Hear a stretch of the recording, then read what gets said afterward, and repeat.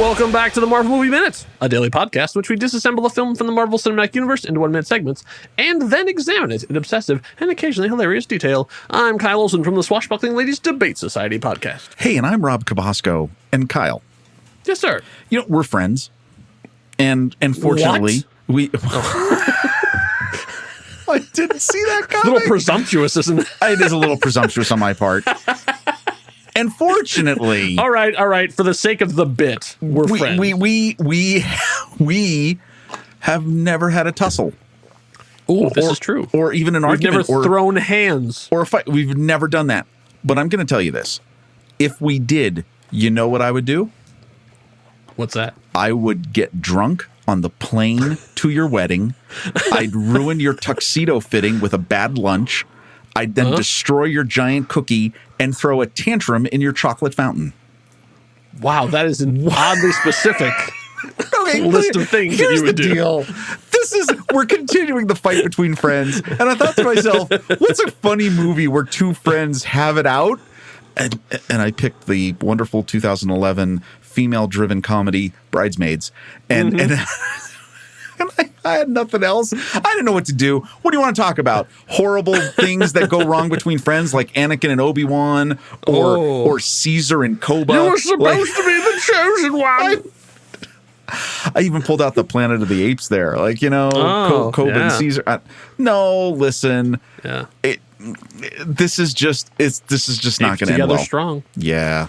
And plus we got to talk about we're missing our geography of Tony Stark's residence. It turns out we were totally wrong about our sense of the Tony Stark's geography here at minute 59 of Iron Man 2 from 2010, director Mr. Jon Favreau. And we as they did it, there's a big establishing shot here in minute 59 where you get to see how they go down, and we were totally wrong about what's going on. But at the same time, the actual minute starts with continuing the shot of Natalie getting away, and it really bothered my inner director sense, because what they did is they broke the 180 rule. So the 180 rule we've talked about previously about when you're having a conversation, you can't let the camera go 100 more than 180. Actually, I don't know if this applies to the 180 rule, but the rule is sort of if a character exits right, you don't have the camera then down the opposite way so that they're coming in from the left, because that screws up people's sense of geography. And that's exactly what happens here. Because last time we saw Natalie, she ran out to the right, but now she's exiting left. Right. And it was sort of like, oh, what? Where are we? And so even now as I watch the two shots back to back, I don't know where she is. Where is this blue hallway that she's going down? Because from the looks of it, the house ends right there. Right. I don't see where it goes. So we thought this was in the same room where DJ AM was. It is not. This was the party room. It is not. No. It is a totally different room.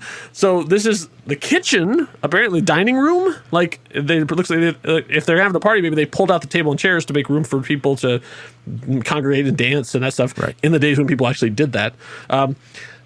So we see there's a fireplace on one side, there's a kitchen on the other, and they crash down in the middle. I thought this was the dance floor too. I thought this was where we were blowing up watermelons and champagne bottles, but it's not. It's a totally another room. So now in my head, I'm trying to go, okay, they started out in one room, crashed through the wall to the sauna to the gym, went up into the ceiling, and that was Tony Stark's bedroom, went somewhere else, and then crashed down. So where is this room in relation to the original room, the entryway? So is this the back of the house now? So what I think is, and we're going to see this because in the next minute we're going to have a big exterior shot that's going to try to help us show what's happening.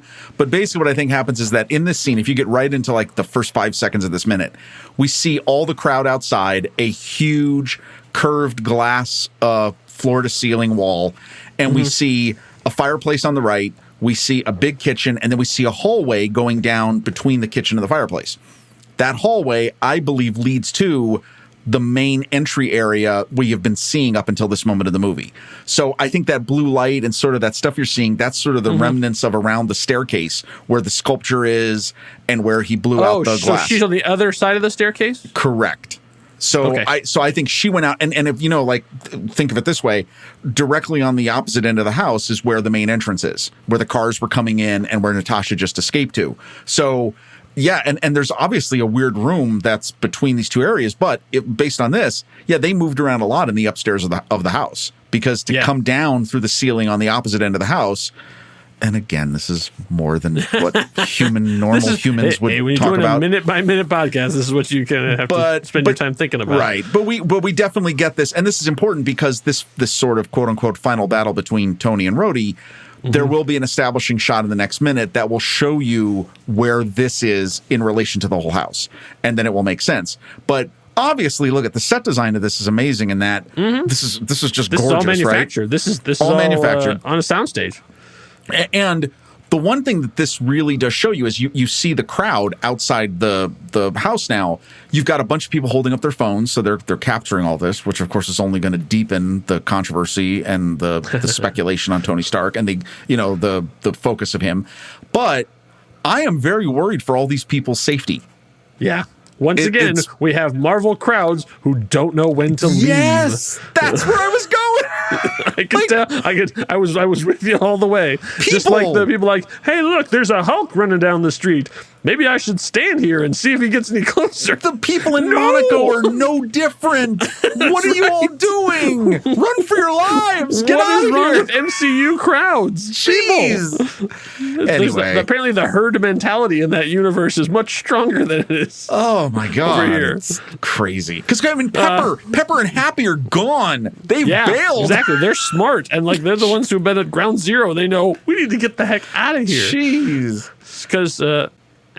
Because here we are at minute 59 of Iron Man 2 from 2010, directed by Mr. Jon Favreau.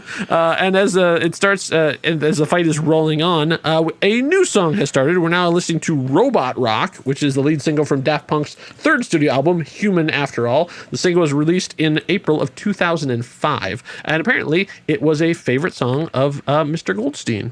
So this is one of the reasons they put it in here in this one. And it makes sense because it's kind of like robotic X things punching each other a lot. It's not my joke, but at this point, it really does turn into Rock'em Sock'em Robots. Yes. Because it's just two metallic-looking things just punching each other in the face a lot.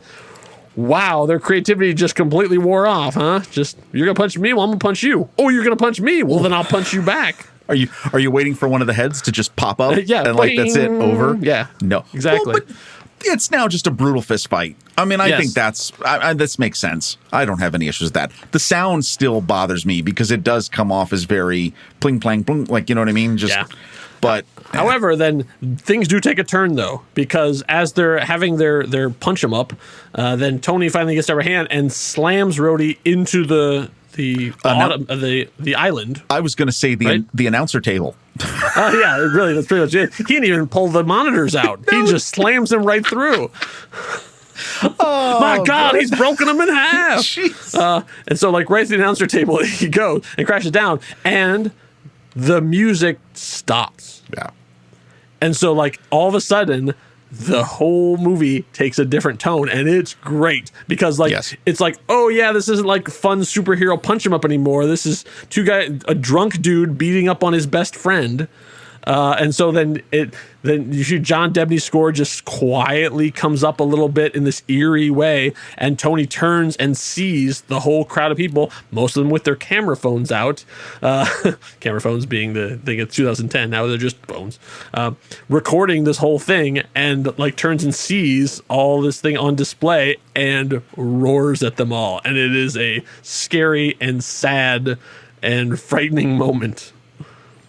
Especially from our hero. This is Iron Man, ladies and gentlemen, and he's roaring at the crowd. No, and one of the things I absolutely love, this is really one of my favorite moments in the movie, because everything changes, like you said, the tone, all of this. But when he looks at the crowd and he kind of lunges forward and he screams, it cuts to a shot of his reflection in the glass and seeing the people. And one of the things that's amazing about this is that he looks scary, because Iron Man, because the only way you can get that shot is you got to do the reflection so that he's much darker, and all you see then are the lit eyes and the arc reactor. Gives him a much more ominous look. And that when you add that overlaid to the look of horror and fear on the entire crowd that was just having fun 10 minutes ago, it changes the entire tone of where he's at, and it's the full hitting rock bottom. Like, I mean, this is where it, even in his own mind, as he's letting out the rage roar, he knows, well, this is bad. I'm out of control. And I love the way that looks. That reflection, it calls back to the deleted scene you talked about, or not, the original plan, I'm sorry, where he was going to, by accident, blow up the sculpture, the Iron Man sculpture. And that's this idea that look at yourself, look what you've become. Are you going to figure this out or not? Mm-hmm. And no, I just think this is really well done and very well composed in terms of the shot of the movie. Yeah, and reality is crashing in on him. It's going to hit him over the head like a kitchen sink. And, oh, wait, he gets hit over the head with a kitchen sink.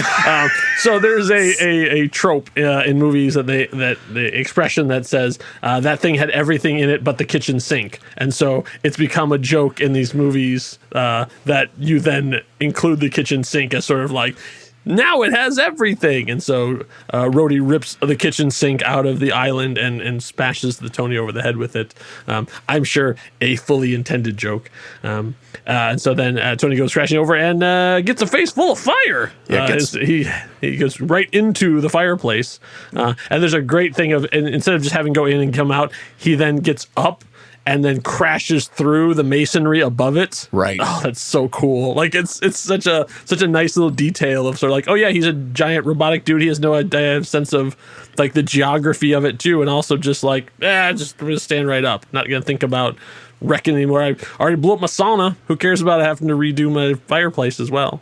And then the two of them, and this is the gunslinger moment. The two of them then face off.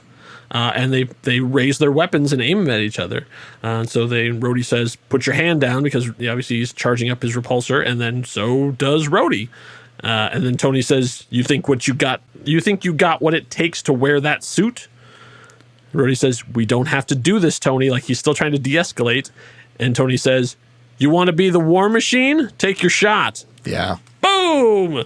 The War Machine. This is like we talked about previously. This is still in the era where people don't call each other by the superhero names, but they're still making reference to it. So, like, it's like this is a very clunky way of doing it, because we haven't really had any precedent of where War Machine comes from. But here it is. And so we get to see him and actually do it. And I think then the next time we see Rhodey, I don't think they call him War Machine anymore. So...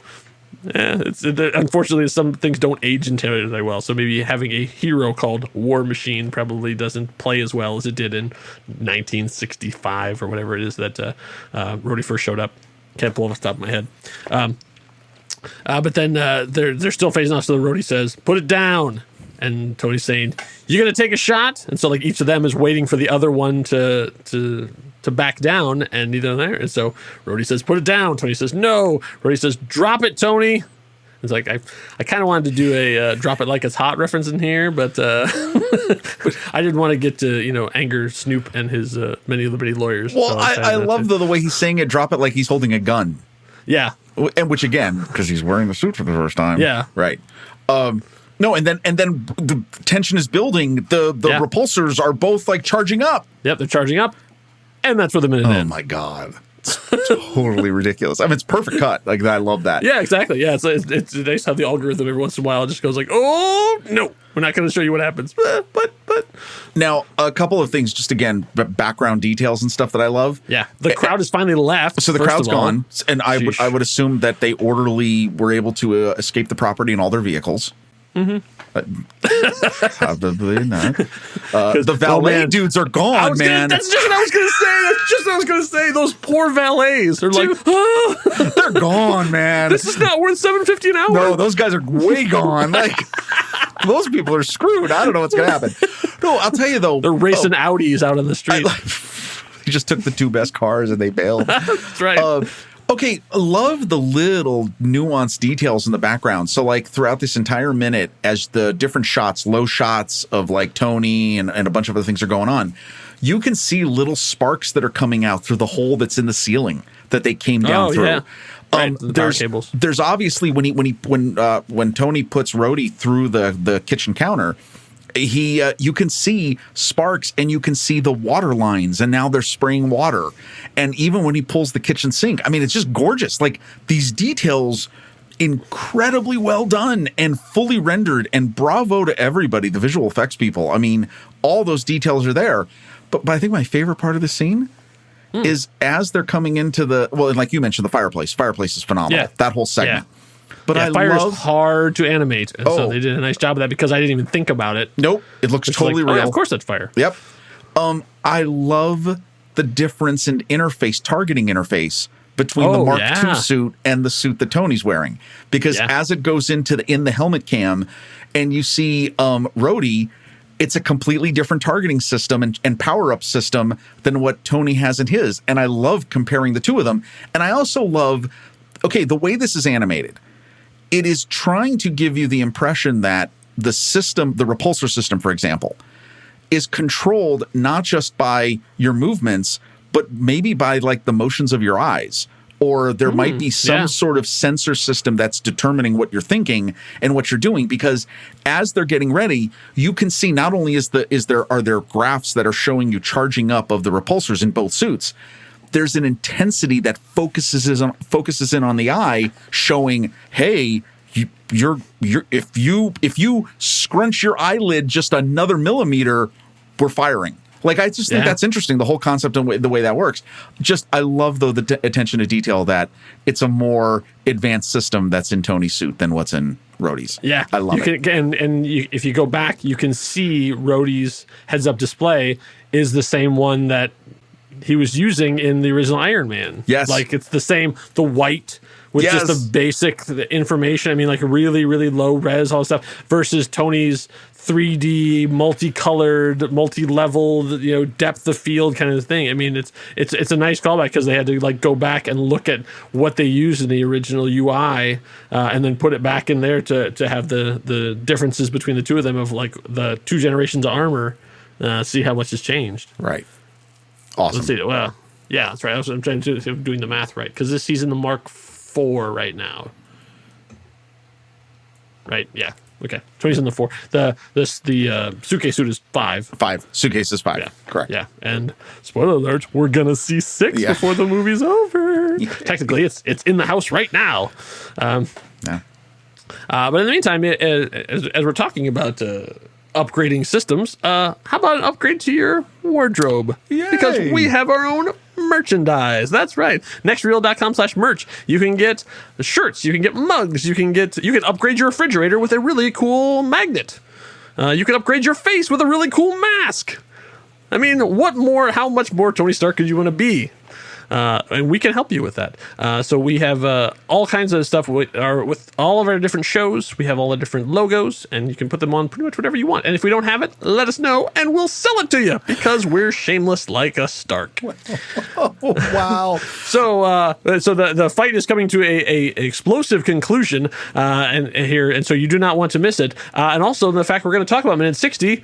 The missing character, the person who's supposed to be here but isn't. Ooh. Who's that? You'll have to tune in to see in minute 60.